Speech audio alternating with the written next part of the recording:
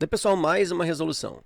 Seja o conjunto X, tal que X tem os elementos 2, o símbolo do conjunto vazio e o B entre chaves. Assim, o conjunto das partes do conjunto das partes de X possui exatamente quantos elementos? Bom, eu observo que o conjunto X, deixa eu reproduzir para ti aqui.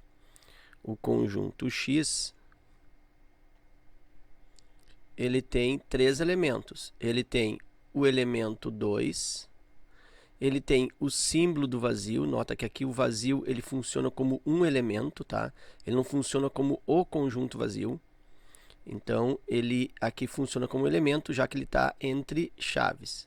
Esse conjunto vazio é como se fosse uma estrela, como se fosse um quadrado, enfim, ele é um símbolo. E aqui eu tenho ainda o outro elemento, que é o B entre chaves. Então, eu tenho que n de x, o número de elementos do conjunto x é igual a 3, ou seja, x tem 3 elementos. Então, o conjunto das partes de x, quer dizer, o número de elementos do conjunto das partes de x é dado por 2, que é da fórmula, né? Lembra que 2 na n me fornece o número de subconjuntos,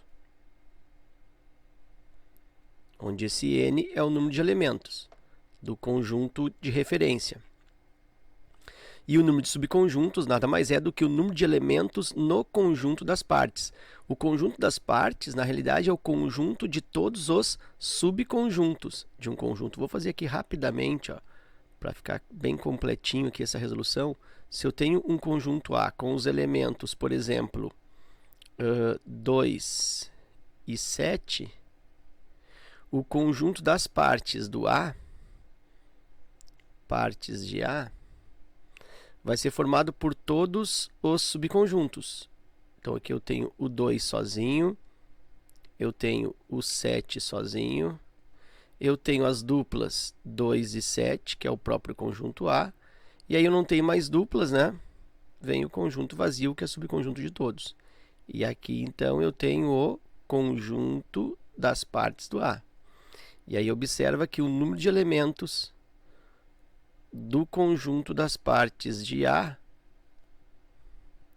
é igual a 4. Eu tenho 4 subconjuntos, justamente porque a fórmula é 2 elevado na n. O n é 2, porque o conjunto A tem 2 elementos, então isso é 2 ao quadrado, que é igual a 4.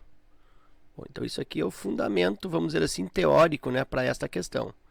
O número de subconjuntos, ou a quantidade de elementos no conjunto das partes, é dado por 2 na n, onde esse n é o número de elementos. Como o conjunto x ele tem 3 elementos, então o número de elementos do conjunto das partes de P de x, ou o número de elementos do conjunto das partes de x, é dado por 2 elevado ao cubo. E aí, então, eu tenho que isso resulta 2 ao cubo, 8. Então, se fosse só perguntando a quantidade de elementos nas partes do x, seria 8. Mas ele quer saber qual é o número de elementos no conjunto das partes de P de x, ou das partes de x. Então, significa que o n de P de x vai ser igual agora a 2 elevado no número de elementos de P de x. Quantos elementos tem P de x? 8. Então, isso será 2 na oitava. E 2 na oitava, que é 2 vezes 2, vezes 2, vezes 2, vezes 2, vezes 2, vezes 2, vezes 2, 3, 8.